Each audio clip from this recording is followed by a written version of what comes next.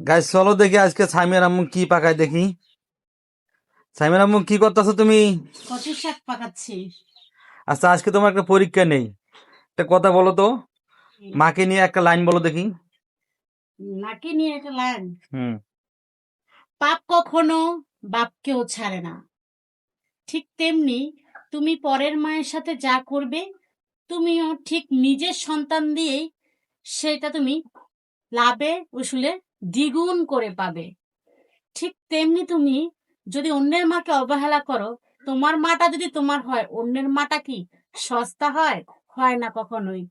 যে লোক, যে মানুষটা তোমাকে দিনরাত পরিশ্রম করে হাড় ভাঙা খাটুনি খেটে তার ইনকামের টাকা দিয়ে তোমাকে কামাই করে খাওয়াচ্ছে, আর সেই তুমি যদি তার মাকে না ভালোবাসো, তাহলে তুমি ভাবো কেমন করে সেই পুরুষ তোমাকে ভালোবাসবে?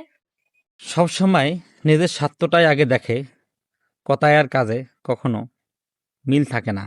অনেকেই ছোট করে নিজেকে বড় দেখাতে চায়, সম্পর্কের মূল্য কখনো দেয় না সহজেই, শুধু ভেঙে ফেলে। ভুল করলে কখনো দায় নেয় না, শুধু অজুহাতে খোঁজে।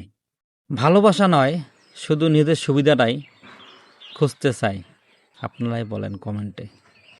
শাশুড়ি বলে মা, বউ শোনে ভালোবাসার সুর। ছোট ছোট যত্ন গড়ে ওঠে সম্পর্কটা ভরপুর। অভিমান এলে দুজনেই আগে বাড়ায় হাত। এইভাবে ভালোবাসায় গড়ে ওঠে ঘরের প্রতিটা রাত।